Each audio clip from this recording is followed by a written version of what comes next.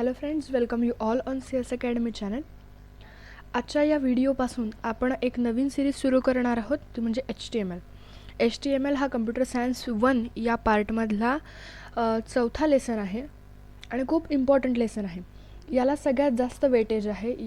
हा जो सब्जेक्ट आहे किंवा हा जो टॉपिक आहे या चॅप्टरला सगळ्यात जास्त वेटेज आहे. कम्प्युटर सायन्सचा जो पेपर येईल तुमचा, त्या पेपरमध्ये प्रत्येक क्वेश्चनला ऑर असतो HTMLचा question.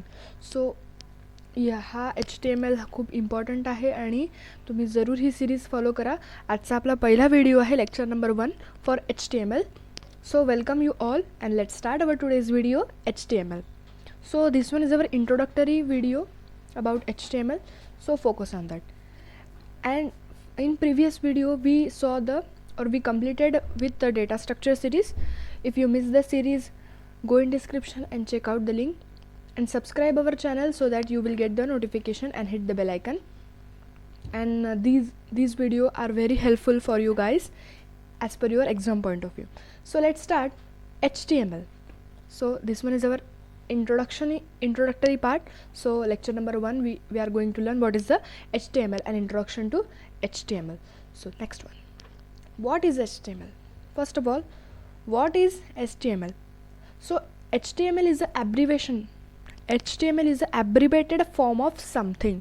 So what is HTML? What is meant by H? What is meant by T? What is meant by L? So now we are going to learn what is HTML. So H is stands for hyper. H is stand for hyper. T is stand for text. M is stands for markup and L is stand for language. So what is meant by HTML, or the long form of HTML is hypertext markup language. This one is a very easy language actually. This one is a very easy language, easy to understand, easy to learn. So this series is easier than the data structure series. So be focused and like the video if you like the video. So what is HTML? HTML is a hypertext markup language. This one is a long form of HTML. So first point is, it is a most simple text oriented programming language. जसं मी तुम्हाला आधी सांगितलं की HTML ही सगळ्यात जास्त easy language आहे. Text oriented आहे, म्हणजे आपण जे टेक्स्ट लिहितो ते टेक्स्ट आपण HTML थ्रू सुद्धा लिहू शकतो. म्हणजे HTMLमध्ये जास्तीत जास्त टेक्स्ट लिहिले जातात, म्हणून याला काय म्हणतात, text oriented programming language. So it is a most simple text oriented programming language. कळलं? Next, what is HTML? आता काही पॉईंट्स आहेत तुम्हाला एक्झाममध्ये असं विचारू शकतात, give the features of HTML और give the what is HTML. So हाच क्वेश्चन आहे, त्याचेच आपण आता पॉईंट बघणार आहे आणि मॅक्झिमम वेळेस हा क्वेश्चन तुम्हाला एक्झाममध्ये विचारला जातो, what is HTML. Okay, so first point is the HTML is used to create a world wide web documents. World wide web documents. What is mean by web documents? जसं आपण Google open करतो, गुगलमध्ये open केल्यानंतर आपण जसं www.google.com जर केल्यानंतर गुगलचं जे page open होते, किंवा आपण facebook.com जर केलं तर ते फेसबुकचं जे पेज ओपन होते त्याला म्हणतात वेब डॉक्युमेंट. किंवा एखादी वेबसाईट जरी ओपन केली तरी ते काय झालं, वर्ल्ड वाईड वेब डॉक्युमेंट. आपण www म्हणजे काय, world wide web. World Wide Web is a www. So any website is called as a web document. So HTML is used to create the web document. So this one is the first point. Next point is, using this language user can create a web pages which can view in web browser. जसं आधी सांगितलं तुम्हाला की आपण एखादं Chrome browser open केलं आणि www.facebook.com जर लिहिलं तर फेसबुकचा जो पेज आहे ते ओपन होते. Sir what is that page? That page is a web page. Web page. आणि ते आपल्याला कुठे दिसलं? क्रोमवर दिसलं. What is Chrome? Chrome is a web browser. So HTML is a language that is use to create a web page which can view in a web browser. म्हणजे HTML अशी language आहे की जो वेब पेज तयार करते आणि ते page आपण कुठे बघू शकतो? आपल्या वेब ब्राउझरवर बघू शकतो. What is mean by browser? Browser म्हणजे आपण जिथून वेबसाईट्स ओपन करतो, म्हणजे गुगल झालं, त्याच्यानंतर क्रोम झालं, Mozilla, Firefox. Okay, these R the some web browsers.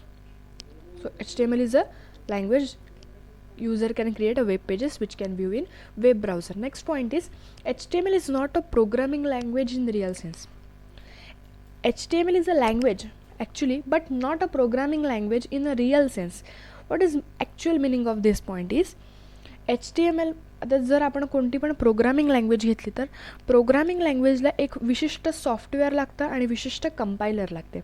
जर एखादी प्रोग्रामिंग लँग्वेज लिहिली तर ती हायर लेवल लँग्वेजमध्ये असते. जेव्हा तुम्ही ॲक्च्युली प्रोग्रामिंग लँग्वेज शिकाल तर ते ही कन्सेप्ट तुम्हाला लक्षात येईल. पण मी तुम्हाला थोडक्यात सांगते की HTMLला प्रोग्रामिंग लँग्वेज का म्हणत नाही HTMLला, कारण जी पण प्रोग्रामिंग लँग्वेज असते त्या प्रोग्रामिंग लँग्वेजला कंपायलरची आवश्यकता असते. कारण कंपायलर का बरं, कारण आपण जो पण कोणता प्रोग्राम लिहितो, सीमध्ये लिहितो, C++मध्ये लिहितो, जावामध्ये लिहितो, तर त्या प्रोग्रामला कंपायलरची आवश्यकता असते. कारण आपण जो पण प्रोग्राम लँग्वेजमध्ये लिहितो तो हायर लेवल लँग्वेजमध्ये असतो. कम्प्युटरला आपली भाषा कळत नाही. So we require a compile to convert that high level language into the low level language. We have to convert that high level language, that is a C program or C++ program, into a binary level language, or that is a machine level language, that so that computer can understand that program. Okay, म्हणजे कम्प्युटरला तो programme जसं समजेल अशा पद्धतीत आपल्याला तो programme convert करावा लागतो. त्याच्यासाठी आपण काय करतो, कंपायलर यूज करतो. But HTML does not require any compile to convert the coding. So computer easily understand or browser easily understand because HTML runs on browser. HTML runs on browser. जेव्हा आपण HTMLचा code लिहितो तो कुठे display होतो, ब्राउझरवर display होतो. So HTML runs on browser and browser easily understand HTML. So HTML does not require any compiler, so that it means that HTML is not a programming language because it does not require the conversion using the compiler. So it is a language, it is a coding language, but not in the real sense. म्हणजे एकदम त्याला आपण proper programming language आपण म्हणू शकत नाही, but ती एक आहे. रिअल सेन्समध्ये बघायला गेलं तर आपण त्याला कन्व्हर्जन करत नाही, म्हणून त्याला प्रोग्रामिंग लँग्वेज गृहीत धरत नाही. सो नेक्स्ट पॉईंट इज, हा पॉईंट कळला. Next, it is a set of code that is used to create a document, then it can be published on world wide web. जसं मी तुम्हाला आधीच सांगितलं की ही जी HTML आहे तो काय करतो की एखादे डॉक्युमेंट क्रिएट करतो की जे डॉक्युमेंट्स आपण वर्ल्ड वाईड वेब म्हणजे इंटरनेटवर सगळ्यांना डिस्प्ले होईल असं आपण वेबसाईटवर पब्लिश करू शकतो, वेबसाईटवर पब्लिश करू शकतो. ती वेबसाईट म्हणजे काय, एक डॉक्युमेंट झालं आणि त्याला पब्लिश केलं, त्याला म्हणतात web documents. So it is a set of code that is used to create a document, then it can be published on world wide web. So this one is a introductory part of HTML. खूप easy आहे, कळला असेल तुम्हाला हे point. आणि याच्यामध्ये पण मी तुम्हाला खूप डिटेलमध्ये सांगितलं की याला प्रोग्रामिंग लँग्वेज का नाही म्हणत, त्या वेब पेजेस कोणते असतात, वेब ब्राउझर्स म्हणजे काय, what is meant by web documents and what is meant by world wide web. World wide web म्हणजे WWWचाच हा काय आहे, लॉंग फॉर्म आहे, world wide web.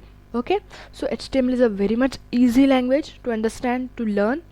Okay, thank you so much for watching this video. We will see you in next video. Thank you.